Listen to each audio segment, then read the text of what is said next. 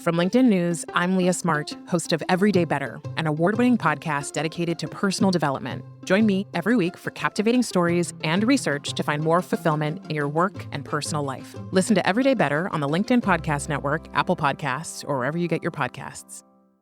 Did you know that small and medium businesses make up 98% of the global economy, but most B2B marketers still treat them as a one-size-fits-all? LinkedIn's Meet the SMB report reveals why that's a missed opportunity and how you can reach these fast-moving decision makers effectively. Learn more at linkedin.com/meet-the-SMB. Hello, my friend, and welcome to another episode of Negotiate Anything. Thanks for spending time with us today. It's listeners like you in 181 different countries that have made Negotiate Anything the most popular negotiation and conflict resolution podcast in the world. I'm your host, Kwame Christian. I'm a business lawyer, mediator, professor, and the director of the American Negotiation Institute. Before we get started, I have two quick questions for you. Is negotiation a critical part of what you do? Do you need to resolve conflict and persuade at work? If you answered yes to both of those questions, visit our website to learn more about our negotiation workshops. We've traveled the country working with professionals just like you, and we'd love to have the opportunity to work with you too. Check out the link in the description to learn more. Our guest today is Matthias Schranner. Matthias is a negotiation expert that was originally trained by the German police and the FBI as a lead negotiator for high-stakes situations. For the past 15 years, he and his team at the Schranner Negotiation Institute have been advising clients including the UN, global corporations, and political parties in difficult negotiations. I know you're going to get a lot out of this one, so without further ado, let's jump into the interview. Matthias, thanks for joining us today. Thank you for having me. Thank you. Oh, it's my pleasure. I am excited for this interview. I've been excited for this interview for a really long time. But before we jump into it, can you tell the audience a little bit about yourself and what you do? Well, I'm a former hostage negotiator. And what I do now, I transfer my knowledge, my experience from tough negotiations, really, let's say, very dangerous negotiations into the business and political world. Because what I've experienced, that most of the business managers are not prepared for tough negotiations. I love that. No, that's a really great point. I think in using military terms, I think a lot of the people in the business world are trained for peacetime. Not for wartime. And so I can definitely see where those skills could translate. Yes, following up to your statement, most people are trained for peacetime. As you mentioned it in our language, in our negotiation language, that means they are trained for win-win results. And in tough negotiation, there is no win-win. There is a winner and a loser. And this is why we came up with our philosophy of negotiations, which is you shouldn't avoid a deadlock scenario. You should create one. Because if you create a deadlock scenario, then the tough negotiation starts. And then you need to use different strategies and tactics. I love that. That's a brilliant point. So when you say deadlock scenario, what do you mean by that? A deadlock means there's a high demand and no cooperation. This is let's say, a hostage taker telling the police negotiator, if I don't get this, like a getaway car, I will kill the first hostage. So high demand and no cooperation. And this is very often in business as well, that let's say a procurement department is telling the key account manager, if you don't reduce the price by 3%, we will choose your competitor. It's also high demand and no cooperation. And the question is how to handle such a situation. So in your opinion, when you have that type of scenario where you have created the deadlock, what is the first thing you suggest people do in that scenario? So if you create a deadlock, then you send two signals. Signal number one, I'm in a powerful position because I believe I do have the power to get what I want. Signal number two, more importantly from my perspective, you're prepared to negotiate. So you don't want to avoid a conflict. You want to get into the conflict right now. This is a clear signal to the other side. I'm here to negotiate. I love that. And I really like the fact that you started off with signaling that you're in a powerful position, but then immediately sending the second signal that although I do have the power, a power position, I'm willing to still utilize the diplomacy first model. You're right. It's always a combination. It's a signal of I'm in a powerful position. Here's what I want. We call it let's put the fish on the table. So here's my demand. always in combination with a willingness for cooperation, because otherwise it would be a threat. And if you threaten your negotiation partner, then it's not a prepared deadlock situation, then it would be an emotional deadlock situation. I like that distinction. So prepared deadlock versus emotional deadlock. Can we dig a bit deeper into that? What exactly do you mean? If you create a deadlock, that means you have a clear target, you have a clear strategy and tactical steps. It's a rational approach. In an unprepared deadlock, it's an emotional deadlock because you're emotionally attached. So in a tough negotiation, for example, if you believe that you are right, if you believe that your standpoint is right, then you expect from the other side they come up with some cooperation, that they understand your standpoint, that they have the same understanding of a negotiation. If they don't do what you want, then you're really disappointed and then you get emotionally attached. And then you end up in a so-called emotional deadlock scenario. Okay. And so to avoid that emotional deadlock, what are some things that people can do or some things that they should keep in mind? So principle number one, never believe that you are right. Because if you are right, then you tell your negotiation partner that they are wrong. And a negotiation is not about right or wrong. A negotiation is not to convince your negotiation partner. So this is our principle number one in our philosophy. We never negotiate against someone. We negotiate to achieve an agreement.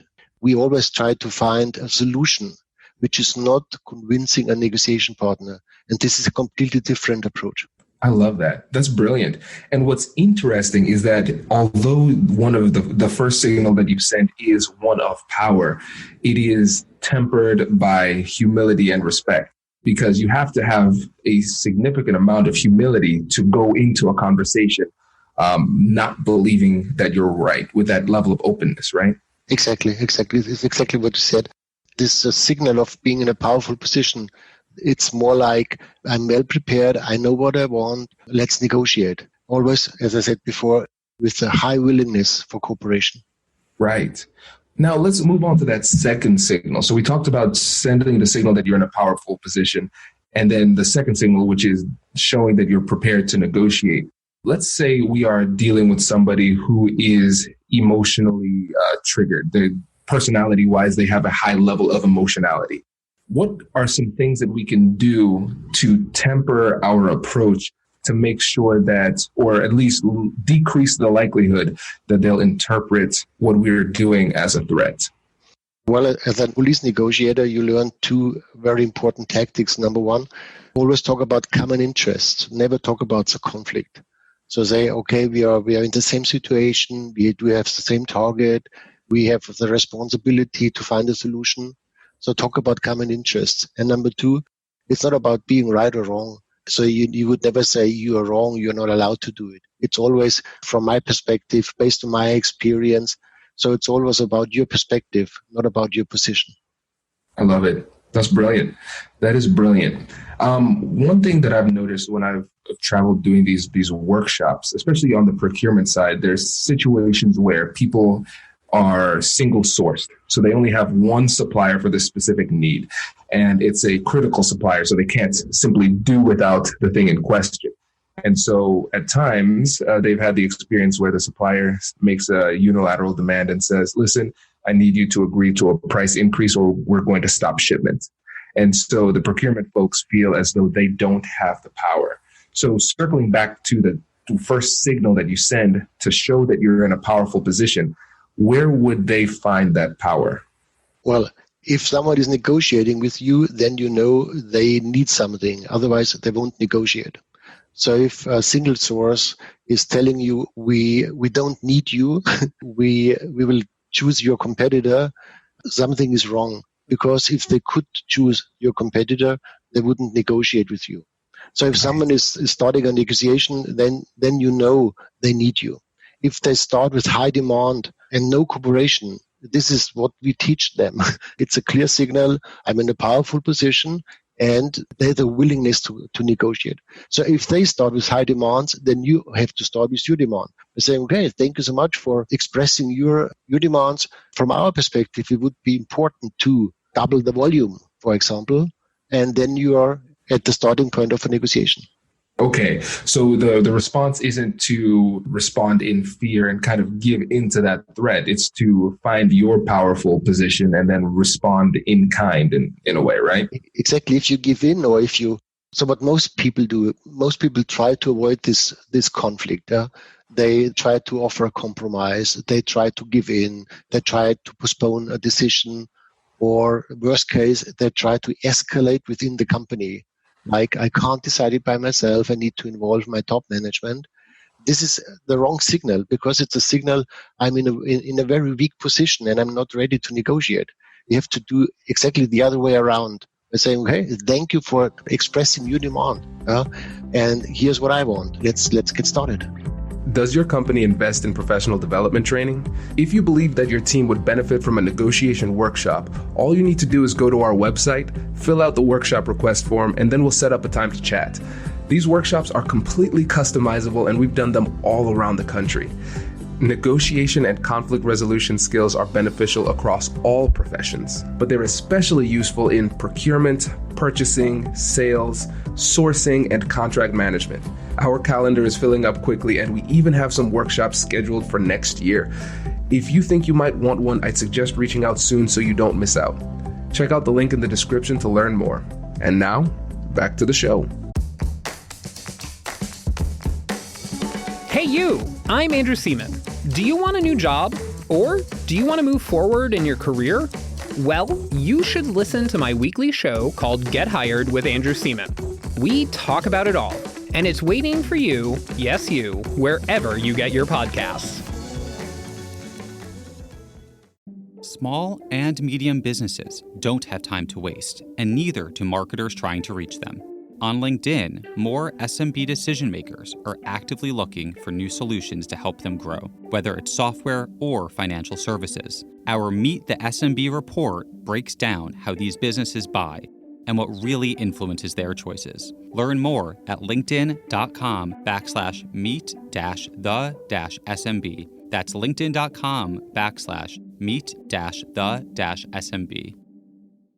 I love this. And so this is how you would handle the beginning of the negotiation when it's a difficult situation. First, you would create that deadlock and then send those two signals.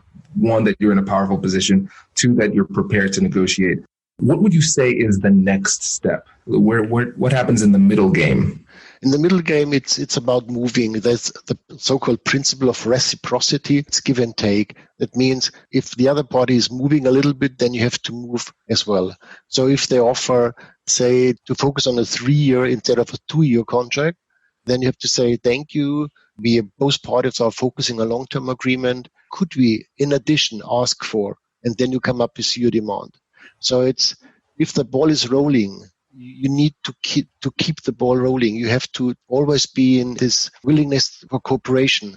That means you always have to come up with a new demand. And this is why we, in our philosophy, we never prepare arguments for negotiation. We always prepare demands.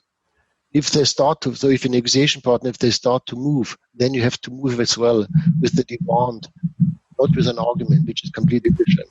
As a police negotiator, you start almost every negotiation in a deadlock. Because if you arrive as a police negotiator, the deadlock is already there. Like a hostage taker, if you don't do this, or someone is committing suicide, if I can see my wife, I will jump. So it's always a deadlock. So for a police negotiator, it's a standard situation. And one thing I wanted to get into as well, because I think this was a brilliant point, is the distinction between an argument and a demand. What is that distinction in your eyes? Well, an argument means I'm right. So if I say my product is better than the product from my competitor, is telling you I am right and you didn't see it. So I have to convince you that my product is better. If I say I want a 3-year contract instead of a 2-year contract, it's a demand. And with an argument, you can't negotiate because you have to accept it or not. It's just take it or leave it. It's not a negotiation. With a demand, I'm prepared to negotiate. So if I say, what about a 3-year contract? Then we offer you or I show you my willingness to negotiate. And this is why it's so important. And this is, from my perspective, one of the biggest mistakes in business. Most business negotiators, like in sales, key account managers, they are prepared to come up with an argument. that they are prepared to convince the negotiation partner, which is definitely wrong. A negotiation is not about convincing your partner. It's about reaching an agreement. And this is why you need demands and not arguments. That's brilliant. I think that's a brilliant distinction. And I can see why it's so important to take the time before these conversations to prepare thoroughly and understand the way that you're going to approach it, because especially as humans, we have that tendency to get emotional when the stakes are high, especially if we're not familiar with this level of tension in a conversation. That emotionality will lead us to frame what we're saying in terms of arguments. It takes experience to frame it in terms of demands, because it's not the natural human tendency. You're right. You don't learn it in school or at university. You don't learn to formulate new demands and to negotiate. And as you said, if you're emotionally attached, if you believe you are right, then you try so hard to convince a negotiation partner that they have to understand that you're right. And that's a deadlock. Mm-hmm. Exactly. Yeah, in my book, I talk about the fact that great negotiators have unnatural responses to these situations, because your built-in psychological response, the limbic response, will lead you in the wrong direction. And oftentimes, the first thing we want to say is the wrong answer. And so you want to try to pre-think as much of this process as possible.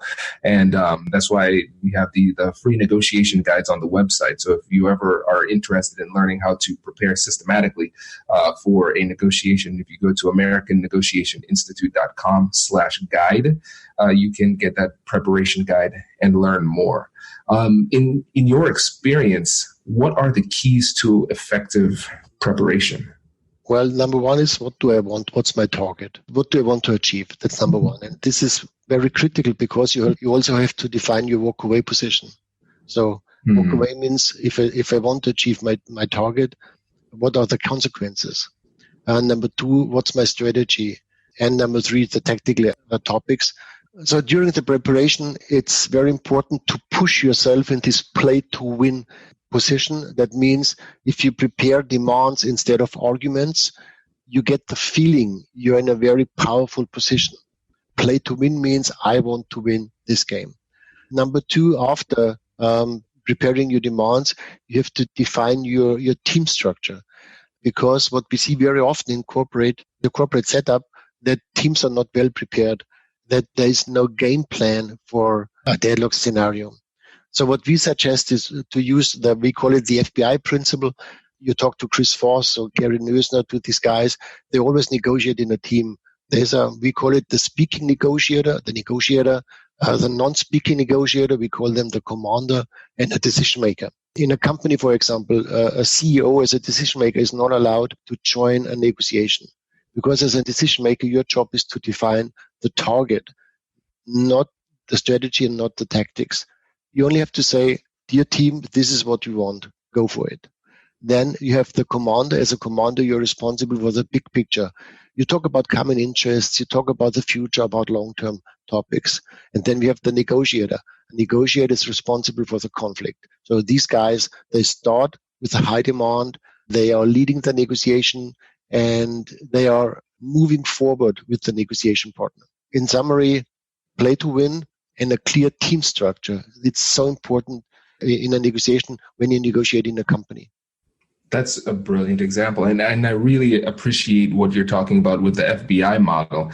And I remember in Chris Voss's book, Never Split the Difference, he said that the best negotiators are the ones who are able to get the other side to believe that they have very little power in terms of authority where it comes to decision-making power. So they can go to somebody else, kind of abdicate that responsibility strategically, so they're not committing at the wrong time during the negotiation. Is that kind of what you're talking about, one of the benefits with that structure? Exactly. So you show the other party that you're responsible for the negotiation. However, you're not responsible for the final decision, which is completely different. So as a negotiator, you have to make sure that you show your negotiation partner you are the right guy to get this done. So you have the full power to negotiate. Mm-hmm. And there's a decision-making process behind you. And it's so important, especially in the corporate community. Never say a name always focus on a process. So you shouldn't say, Mr. Miller is responsible for this negotiation. You should say our internal buying center. So always you have to come up with a process, not with an individual. This is great. And I'm seeing a few benefits. Now tell me if I'm on the right track or not. Because we have the ability to put the decision-making power in the hands of somebody else. Making it a more of a nebulous target makes it difficult for them to circumvent you and find the person and negotiate around you. And then the other thing is, since it's, again, an ill-defined target from their perspective, from the outside looking in, you're not making anybody within your organization look bad, but it also sets the person up who is the negotiator or the commander at the negotiation table to use the common enemy approach to establish rapport. Oh, I wish I could do that, but the center that makes the decision within our decision-making process said, no, I wish I could do that. So it's almost commiserating with the person on the other side. Exactly, you got it. Never say a name, because if it's an individual name, you allow them to call them. And, right. and then you lose your face, because then you show the other party you're just a messenger. From an individual to the other party. If you work in a corporate environment, people understand that there's an internal process, that there is an internal buying center, that the legal department, that they have concerns. So always come up with the process, never with an individual name. That's brilliant. And one distinction that you made that I thought was interesting was that the negotiator who's having the conversation makes it clear that they have the full authority to negotiate on behalf of the company. But the final decision is going to be made through this internal process. So how is it that you're able to demonstrate that you have the full authority to negotiate, even though the decision-making process is outside of your hands? So you, as a negotiator and a commander, you would start a negotiation. So coming back to your single source example, you would say, ladies and gentlemen, thank you so much. It's great to have you here to focus on our long-term oriented partnership based on our internal profitable compliance center. This deal needs to be profitable. This is why we need 3-year contract plus, and then you start the negotiation. Then it's a clear signal to the other side that you're well prepared, that everyone internally is aligned, and you have a clear target. And then you could always, if there's okay, then I will choose your competitor. And if they're threatening you, then you could always say, okay, well, let's focus on our common target today, which is reaching an agreement. And then you can always go back to this process, which you have to follow internally, which is a great tactic. So essentially what we're doing is the decision maker is the person who is laying out the goals, like you said. And then we introduce the commander at the table will introduce those goals essentially as an anchor at the beginning of the negotiation. And that is signaling the powerful position at the beginning of the negotiation. And then the negotiator at the table, their responsibility is to indicate clearly that we are here to negotiate. But it's interesting that how you can use the decision maker, the words of the decision maker at the beginning to anchor the discussion in a way that's favorable to you in order to frame and set the reference point for the rest of the conversation. Exactly. And so you send 2 signals. Number 1, I'm well prepared. And more importantly, number 2, I'm internally completely aligned. So don't try to negotiate behind my back, because it won't work. Because you don't know a lot about my internal process, because it's an internal profitable compliance, whatever. process. Yeah, this is great. This is brilliant. I tell you, Matthias, if this is a sample of what people can get at the END conference in November in New York, I think this is a pretty good pitch. Well, based on my experience, I'm a former hostage negotiator, and I'm in business since more than 15 years. And with our institute in Zurich, we support a lot of companies worldwide, global companies. And we do have an office in New York and in Hong Kong. And so we know the global negotiation process very well. And translating the knowledge from a police negotiation into the business negotiation, it's so helpful, because as I mentioned it before, most negotiators in business, they have no idea about how to handle a deadlock situation. They are not trained. They are not prepared. Because what they have learned is win-win. And win-win is great. It's fantastic if both parties have the willingness to reach a win-win agreement. If one party don't believe in win-win, if they think, okay, this is what I want, like a single source, then you have to change your strategy. Absolutely. And I think that's a critical thing that people need to recognize. I see it in the legal world too, as an attorney, in mediations as well. A lot of times people make the mistake of believing that win-win is the rule, but in reality, win-win is a tool. You can go into the negotiation and use that tool possibly as the right answer that could help you in this negotiation. But like you said, in some of these more difficult negotiations, if you are playing by the rule of win-win and somebody else is playing by the rule of I win, it's going to turn out very, very poorly for you. Yes, exactly. And I agree completely. So win-win from our perspective is for the 95% of your business negotiations, because mostly you trust your negotiation partner, you try to achieve win-win for a long term. And there are 5% which when your negotiation partner is not following the principles, where they think, okay, I want to win, and you have to lose. And the problem is if one party is win-lose oriented and the other one is win-win, if you're win-win, then you definitely lose this negotiation, because you always believe they have to come back. They have to offer more cooperation.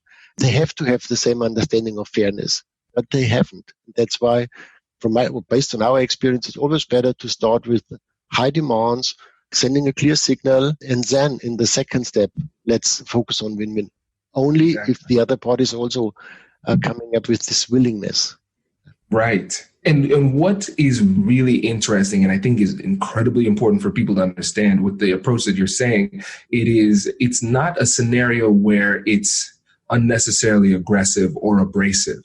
And a lot of times, if the other person is approaching it in terms of I win, you lose, it's not going to be as obvious. If they're good negotiators, they're going to conceal the fact that they're trying to run the table on you, and they'll seem friendly. And it's those friendly, tough people that are the most dangerous in these negotiation scenarios, because they can take everything that you want and make you like you.